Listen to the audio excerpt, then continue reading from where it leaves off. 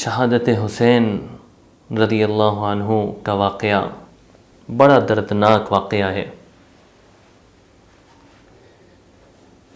اس واقعے کو سمجھنے سے پہلے یہ سمجھنا ضروری ہے کہ یہ واقعہ کیوں پیش آیا۔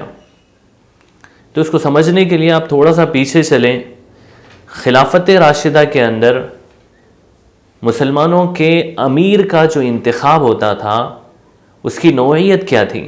آپ علیہ الصلوۃ والسلام کے بعد حضرت ابو بکر صدیق رضی اللہ عنہ مسلمانوں کے مشورے سے طے ہوئے، خلیفہ بنے۔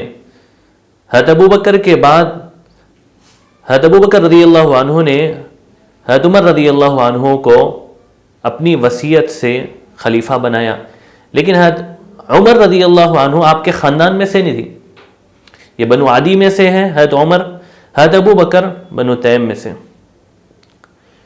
تو یہ دوسری شکل تھی، ایک مشورے سے امیر بننا، دوسرے وصیت کے ساتھ لیکن دوسرے خاندان کا ہو، تیسرے ترتیب یہ تھی حضرت عمر رضی اللہ عنہ نے 6 لوگوں کی شورا بنائی اپنے بعد کہ 6 میں سے ایک خلیفہ بن جائے۔ حضرت علی رضی اللہ عنہ بھی مسلمانوں کے مشورے سے، اہل الرائے کے مشورے سے خلیفہ بنے۔ اس کے بعد یہ جب سلسلہ چلا، حضرت حسن رضی اللہ عنہ بھی ایسے ہی مسلمانوں کے اتفاق سے امیر بنے ہیں۔ حضرت امیر معاویہ رضی اللہ عنہ نے اپنی خلافت کے 10 سال بعد ان کو ایک صحابی نے مشورہ دیا کہ آپ کے بعد لوگ اختلاف میں نہ پڑیں اور مسلمانوں کے درمیان میں انتشار نہ ہو، آپس میں لڑائی جھگڑا نہ ہو، امارت کو لے کر، مسلمانوں کی امامت کو لے کر، اس لیے آپ اپنا نائب طے کر دیں، ولی عہد بنا دیں۔ تو امیر معاویہ رضی اللہ عنہ کو سمجھ میں آیا، انہوں نے مشورہ کیا تو بعض لوگوں نے رائے دی کہ آپ یزید کو ولی عہد بنا دیں۔ اطراف کے بہت سارے علاقے کے لوگ آئے اور آ کر کہا کہ امیر آپ اگر کسی کو ولی عہد بنا رہے ہیں تو یزید کو بنا دیں، ہم اس پہ متفق ہیں۔ حضرت امیر معاویہ ملک شام کے اندر تھے تو بصرہ کے لوگ اور اطراف کے علاقے کے لوگ آئے اور یزید کے ہاتھ پہ انہوں نے بیعت بھی کر لی، ولی عہدی کی۔ حضرت امیر معاویہ رضی اللہ عنہ نے اس کا اعلان کروایا اور خط بھیجے ہر جگہ میں۔ تو یہ جب خط مدینہ میں پہنچے تو مدینہ کے اندر 5 لوگوں نے اس کی مخالفت کی۔ اس میں سے پہلے تھے حضرت عبد الرحمن بن ابی بکر رضی اللہ عنہ، حضرت ابو بکر رضی اللہ عنہ کے لڑکے۔ دوسرے عبداللہ ابن عباس رضی اللہ عنہ، تیسرے عبداللہ ابن عمر رضی اللہ عنہ، چوتھے عبداللہ ابن زبیر رضی اللہ عنہ، 5ویں حسین ابن علی رضی اللہ عنہ۔ 5 لوگوں نے کہا کہ آپ نے جو ولی عہد بنایا ہے یہ صحیح نہیں ہے۔ حضرت امیر معاویہ نے کہا کہ لوگوں کے مشورے سے میں نے بنایا ہے، تو انہوں نے کہا کہ یہ سنت نہیں ہے خلفائے راشدین کی، بلکہ یہ سنت ہے قیصر و کسریٰ کی، یہ ترتیب قیصر و کسریٰ کی ہے کہ باپ کے بعد بیٹا ولی عہد بن جائے اور امیر بن جائے، بادشاہ بن جائے۔ خلافت کی ترتیب یہ ہے کہ یا تو آپ اپنے خاندان کے علاوہ کسی اہل آدمی کو خلیفہ بنائیں اور وہ ذمہ دار بنائیں، یا پھر آپ اس کو مسلمانوں کے مشورے پہ چھوڑ دیں کہ آپ کے بعد لوگ مشورہ کر کے کسی اہل کو طے کر لیں، یا آپ چند لوگوں کی شورا بنائیں وہ طے کریں۔ یہ خلافت کی ترتیب تھی۔ حضرت امیر معاویہ رضی اللہ عنہ نے اپنی خلافت کے 10 سال بعد یزید کو طے کر دیا تھا اور سارے علاقے والے اس پہ متفق ہو گئے۔ 5 لوگوں نے اختلاف کیا تھا اور یہ پھر حضرت امیر معاویہ رضی اللہ عنہ کا دور لمبا چلا، 10 سال اور حیات رہے حضرت امیر معاویہ رضی اللہ عنہ، یعنی 20 سال کی ان کے یعنی دور حکومت ہے۔ اب یہ 20 سال کے بعد امیر معاویہ رضی اللہ عنہ کا انتقال ہوا تو ہر جگہ کے لوگوں نے یزید کے ہاتھ پہ بیعت کر لی۔ جب مکہ کے والی کو خط لکھا گیا، یزید نے خط لکھا کہ سب سے بیعت لو، تو اس وقت 10 سال کے بعد 5 لوگوں میں سے 4 لوگ حیات تھے، ایک کا انتقال ہو چکا تھا، عبد الرحمن بن ابی بکر کا انتقال ہو گیا تھا۔ 4 لوگ جنہوں نے 10 سال پہلے یزید کی خلاف ولی عہدی پر اختلاف کیا تھا وہ تھے موجود۔ ان میں سے دونوں نے سوچا کہ چلو مسلمانوں کا کلمہ متفق ہو جائے، کیوں اختلاف ہو انتشار ہو، تو ہم ولید کے ہاتھ پہ بیعت کر یزید کے ہاتھ پہ بیعت کر لیتے ہیں۔ اس وجہ سے اب عبداللہ بن عمر رضی اللہ عنہ، عبداللہ ابن عباس رضی اللہ عنہ نے بیعت کر لی۔ اب بچے صرف 2، عبداللہ ابن زبیر رضی اللہ عنہ، حسین ابن علی رضی اللہ عنہ، انہوں نے کھل کر مخالفت کی، یزید اہل بھی نہیں ہے اور یزید خلافت کی ترتیب سے طے ہوا ہے، اس لیے ہم اس کے ہاتھ پہ بیعت نہیں کریں گے۔ اس کی وجہ سے دونوں کو ہجرت کرنی پڑی مدینہ سے مکہ، راتوں رات اپنے سارے اہل و عیال کے ساتھ مدینہ سے مکہ ہجرت کر کے آئے۔ جب مکہ میں پتہ چلا سارے لوگوں کو، تو سارے لوگوں نے آ کر حضرت حسین رضی اللہ عنہ کے ہاتھ پہ بیعت شروع کر دی اور کہا کہ آپ سبتم من الاسباط ہے، آپ علیہ السلام کے خاندان کے بڑے معتبر، معزز اور محترم شخص ہیں۔ آپ علیہ السلام کی بڑی فضیلتیں آپ کے زبان سے جو نکلی ہے حسین ابن علی رضی اللہ عنہ کے لیے، اور سنا کر سارے لوگ اطراف کے حجاز کے لوگ آپ کے پاس آنے لگے اور کہنے لگے کہ آپ یہیں رہیں، ہم آپ کا ساتھ دیں گے، آپ کے ہاتھ پہ بیعت کریں گے، اور آپ کی کوئی مخالفت کرے گا تو ہم اس سے مقابلہ کریں گے۔ اس کے بعد ہوا یہ کہ آپ جب مکہ میں تھے تو یہاں سے کوفہ والوں نے خطوط لکھنا شروع کیے، وہاں سے خط لکھے، چونکہ کوفہ میں حضرت علی رضی اللہ عنہ نے قیام کیا تھا، حضرت حسن رضی اللہ عنہ نے قیام کیا تھا، لیکن دونوں کے ساتھ بھی دھوکہ ہوا تھا۔ کوفہ والوں کے بارے میں مشہور ہے الکوفی لا یوفی، کوفہ والے وہ ہیں جن کے عہد کا اعتبار نہیں، وہ عہد کرتے ہیں لیکن عہد پورا نہیں کرتے۔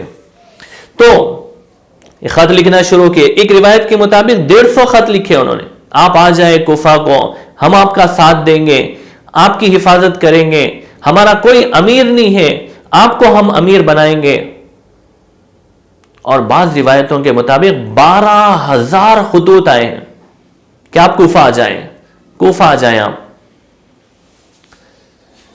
حضرت حسین رضی اللہ عنہ نے مشورہ شروع کیا کہ بھئی کیا کرنا چاہیے، جائیں یا نہیں جائیں؟ تو سارے لوگوں نے رائے دی کہ نہیں جانا چاہیے، کوفہ والوں کا کوئی اعتبار نہیں، تھوڑی دیر میں بدل جائیں گے، آپ کو تنہا چھوڑ دیں گے۔ حضرت حسین رضی اللہ عنہ نے وہ سارے خطوط دیکھے، اس کے بعد پھر وفود کا سلسلہ شروع ہوا، چھوٹی چھوٹی جماعتیں کوفہ سے آنے لگی اور حضرت حسین رضی اللہ عنہ کے پاس مکہ میں بیٹھ کر آپ کے ہاتھ پہ بیعت کرنے لگی کہ ہم آپ کا ساتھ دیں گے، آپ کی مخالفت کوئی کرے گا تو ہم اس کے خلاف کھڑے ہو جائیں گے۔ تو جب یہ جماعتیں آنے لگی، آپ کے ہاتھ پہ بیعت کرنے لگی، حضرت حسین رضی اللہ عنہ نے سوچا کہ چلو ایک آدمی کو بھیج کے دیکھتے ہیں، تو اپنے چچا زاد بھائی مسلم بن عقیل رضی اللہ عنہ کو کوفہ بھیجا مکہ سے کہ تم حالات کا جائزہ لو اور جائزہ لے کر مجھے بتاؤ کہ میرا وہاں آنا مناسب ہے کہ نہیں۔ حضرت مسلم بن عقیل چلے ہیں، مکہ سے کوفہ گئے۔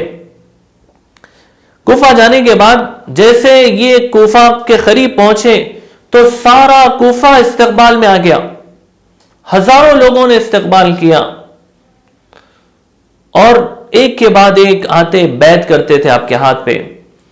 18,000 لوگوں نے مسلم بن عقیل رضی اللہ عنہ کے ہاتھ پہ بیعت کیے حضرت حسین رضی اللہ عنہ کے لیے۔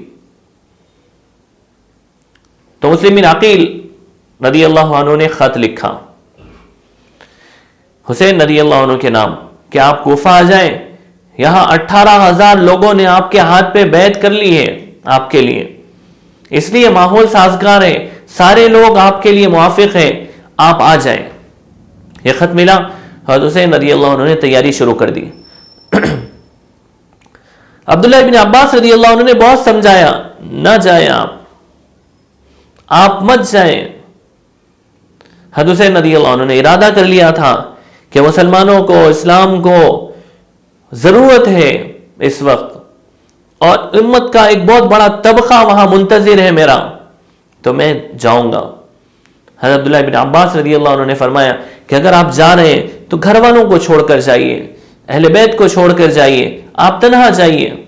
حضرت حسین رضی اللہ عنہ نے ارادہ پختہ کر لیا تھا، کیونکہ اسلام کی سربلندی مقصود تھی، تو اپنے گھر والوں کو لے کر سفر شروع کیا۔ سفر کرتے کرتے جب کوفہ کے راستے میں پہنچے،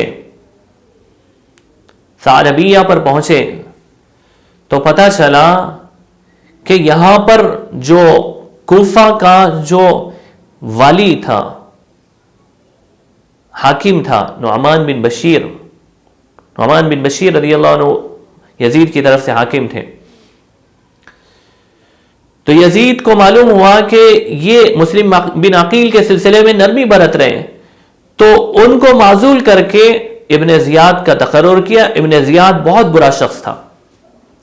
ابن زیاد نے آتے ہی کوفہ میں ایک تقریر کی سب کے سامنے، اور کہا کہ جو بھی مسلم بن عقیل کو پناہ دے گا اس کو قتل کر دیا جائے گا، اور اس کو ہی نہیں بلکہ وہ پورے گھر والوں کو ختم کر دیا جائے گا۔ تو مسلم بن عقیل کا ساتھ ساروں نے چھوڑ دیا، کسی نے ساتھ نہیں دیا۔ ایک ہانی شخص نے ساتھ دیا، ان کو ٹھہرایا۔ اب یہ اندر محصور ہو گئے، کسی کو پتا نہیں تھا کہ کہاں ہے، چند مخصوص لوگوں کو پتا تھا کہ مسلم بن عقیل ہانی کے گھر پر مقیم ہیں۔ ابن زیاد نے سوچا کہ اب مسلم بن عقیل کو کیسے تلاش کریں، سارے لوگوں نے تو چھوڑ دیا ہے، لیکن انڈر گراؤنڈ ہو گئے، پتہ ہی نہیں چل رہا کہ کہاں ہے۔ تو ابن زیاد نے ایک ہوشیاری کی، اس نے اپنے ایک دوست کو ملک شام سے بلایا، جس کو کوفہ کے لوگ نہیں پہچانتے تھے، اور اس کو 3000 درہم دیے، اور کہا کہ تم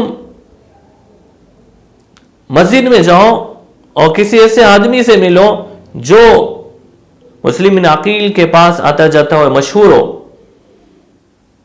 تو اس کو بلایا گیا، وہ آیا اور آ کر ایک آدمی سے ملا اور کہا کہ مجھے مسلم عقیل کے پاس پہنچاؤ، کیونکہ میں حسین رضی اللہ عنہ کا چاہنے والا ہوں، آل رسول سے محبت کرنے والا ہوں، میں ان کے لیے 3000 درہم ہدیہ لایا ہوں۔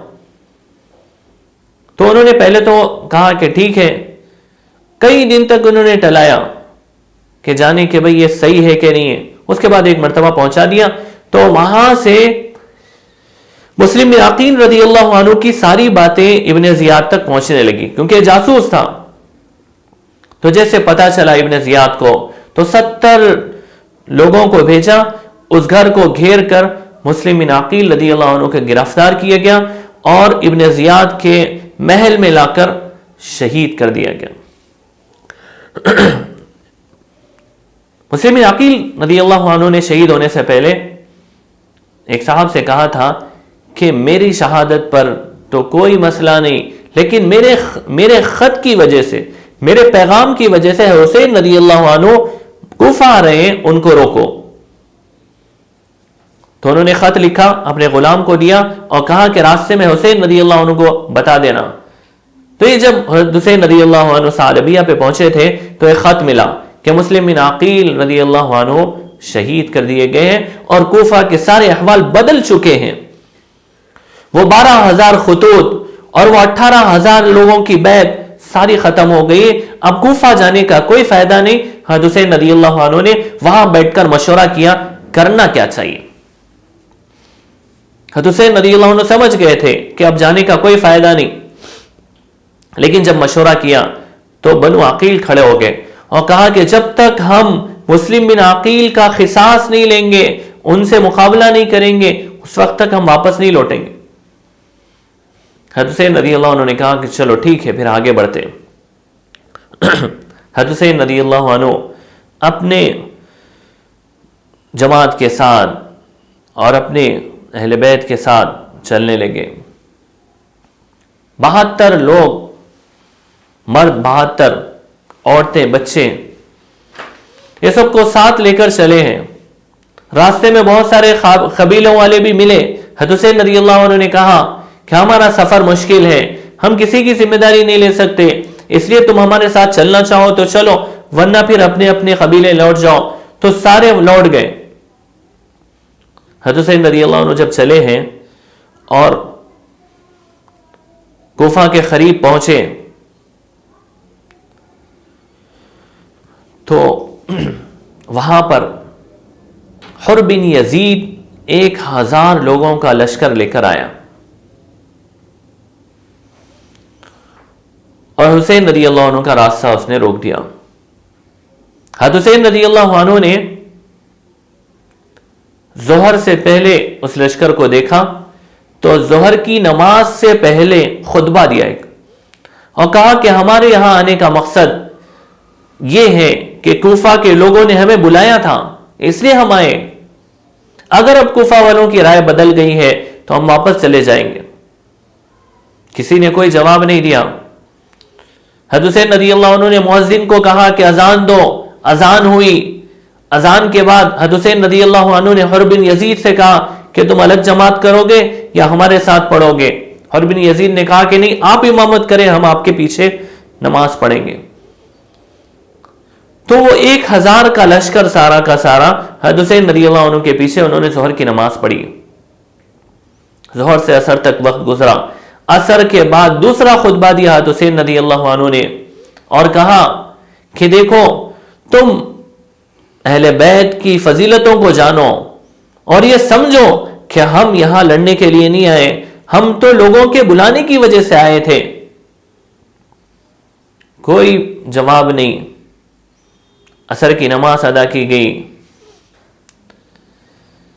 حضرت حسین رضی اللہ عنہ نے اس کے بعد تیسرا خطبہ دیا جنگ کے میدان میں، اور اس خطبے کے اندر اہل بیت کی فضیلتیں بیان کی، اپنی وہ فضیلتیں بیان کی اور آنے کا مقصد بیان کیا، لیکن کوئی فائدہ نہیں۔ اس کے بعد ابن زیاد نے 4000 لوگوں کا لشکر بھیجا حضرت حسین رضی اللہ عنہ کے مقابلے کے لیے۔ اب یہ پہلے سے 1000 تھے، 4000 اور آگے، 5000 کا لشکر سامنے، حضرت حسین رضی اللہ عنہ کے پاس صرف 72 افراد۔ حضرت حسین رضی اللہ عنہ چلتے چلتے تھوڑا سا آگے پہنچے اور وہاں قیام کیا جس جگہ کو کربلا کہتے ہیں۔ وہاں قیام کرنے کے بعد عمر بن سعد کا جب یہ لشکر آیا، حضرت حسین رضی اللہ عنہ نے پھر خطبہ دیا اور کہا کہ دیکھو، 3 باتوں میں سے ایک بات قبول کر لو، لڑنے کے لیے ہم نہیں آئے ہیں۔ پہلی بات یہ ہے کہ یا تو تم ہمیں واپس جانے دو، جہاں سے ہم آئے وہاں واپس چلے جائیں گے، یا تو مجھے یزید کے پاس بھیج دو ملک شام، میرا اس کا معاملہ ہم وہاں بیٹھ کے حل کریں گے، یا پھر مجھے کسی سرحدی علاقے میں بھیج دو، وہاں کے مسلمان جیسے رہیں گے ویسے ہی میں رہ جاؤں گا۔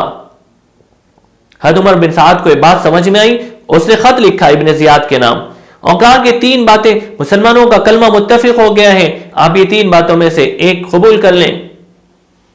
ابن زیاد کو تھوڑا سمجھ میں بھی آیا تھا، لیکن وہاں اس کا مشیر جو بیٹھا تھا شمر، اس نے کہا کہ نہیں، تم حسین کو مہلت دینا چاہتے ہو۔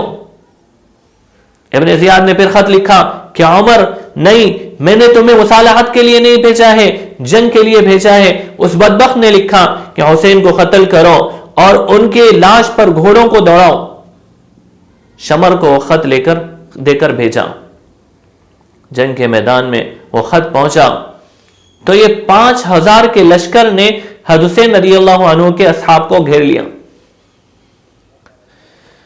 حضرت حسین رضی اللہ عنہ نے اس وقت ایک خواب دیکھا، تھوڑی دیر کے لیے آنکھ لگی اور جناب محمد رسول اللہ صلی اللہ علیہ وسلم خواب میں آئے اور آ کر حضرت حسین رضی اللہ عنہ سے کہا کہ حسین آ جاؤ، میں تمہارے انتظار میں ہوں۔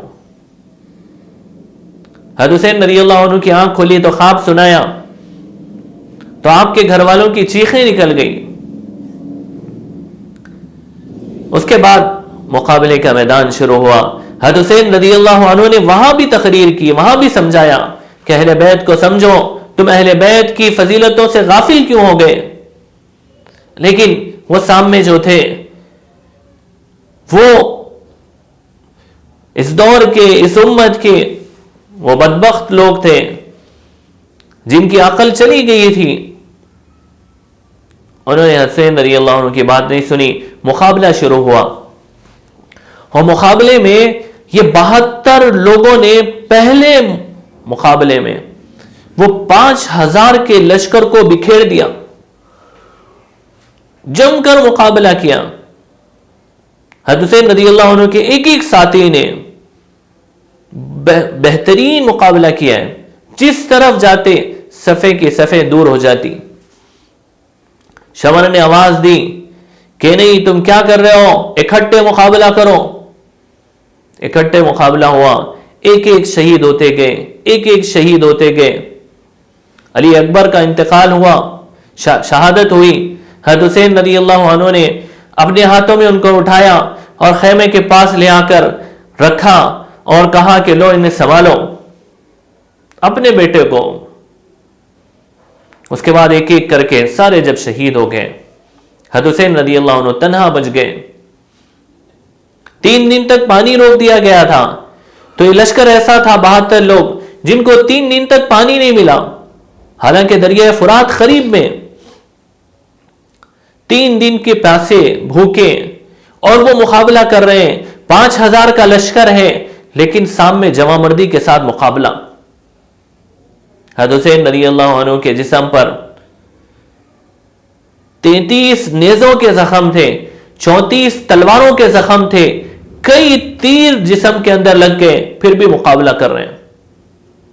حضرت حسین رضی اللہ عنہ جب اکیلے رہ گئے تو اپنی بیوی سے کہا کہ عبداللہ کو لاؤ, چھوٹا سا لڑکا حضرت حسین رضی اللہ عنہ کا, اور لا کر یوں گود میں لیا تاکہ لوگوں کو بتائے کہ یہ معصوم بچہ, اس کو ایک مرتبہ میں پیار کر لوں, دیدار کر لوں. لیکن ایک بدبخت نے تیر پھینکا.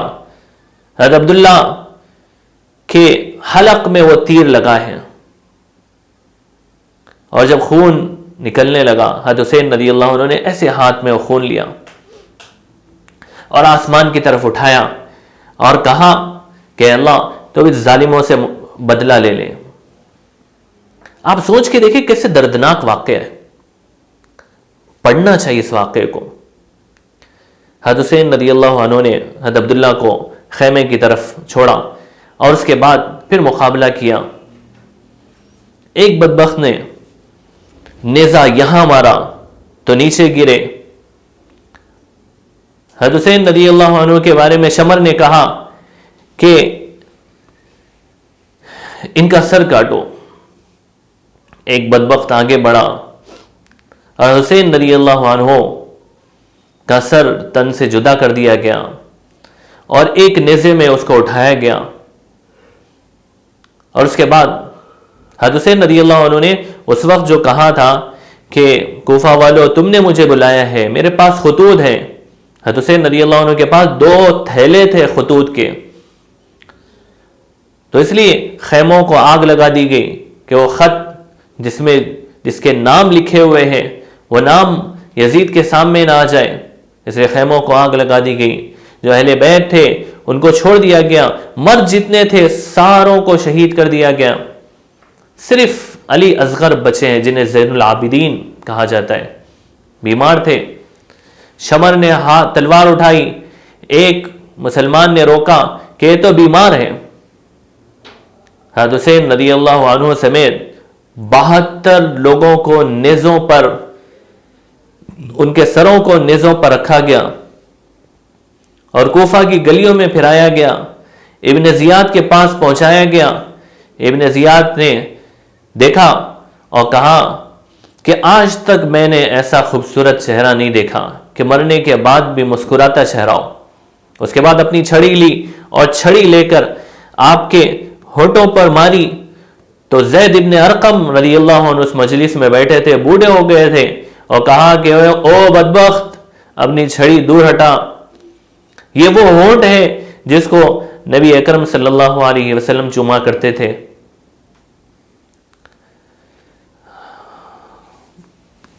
ابن زیاد نے کہا کہ اگر تو بوڑھا نہیں ہوتا تو تجھے بھی قتل کر دیتا، یہ بدبخت تھا۔ حسین رضی اللہ عنہ نے اس امت کو اپنے اس شہادت کے واقعے سے بڑے سبق دیے، اصل میں وہ اہم ہے۔ حضرت حسین رضی اللہ عنہ نے کیوں سفر کیا، کیوں اپنے اہل بیت کے ساتھ مشقت کا سفر کیا، کیوں؟ اسلام کے لیے۔ حضرت حسین رضی اللہ عنہ نے جنگ کے میدان میں نماز نہیں چھوڑی ہے، ظہر کی نماز ادا کی، سارے دن 3 دن تک بھوکا پیاسا نماز چھوڑی جا سکتی تھی، 10 محرم کو جنگ کے درمیان میں بھی ظہر کی نماز آپ نے صلاۃ الخوف کے طرز پر پڑھی، یعنی آدھے لوگ جنگ کر رہے ہیں، آدھے لوگ نماز پڑھیں۔ حضرت حسین رضی اللہ عنہ نے یہ سبق دیا ہے کہ نماز نہیں چھوڑی جا سکتی۔ حضرت حسین رضی اللہ عنہ نے اپنی اس شہادت کے واقعے سے ایک سبق دیا ہے کہ حق بات کے لیے جان دی جا سکتی ہے، لیکن حق بات کو نہیں چھوڑا جا سکتا۔ حضرت حسین رضی اللہ عنہ نے اپنی شہادت سے ایک سبق یہ دیا ہے کہ باطل کا مقابلہ اپنے پوری طاقت کے ساتھ آخری وقت تک کرتے رہنا ہے، باطل کو حق سمجھ کر اس کو قبول نہیں کرنا ہے۔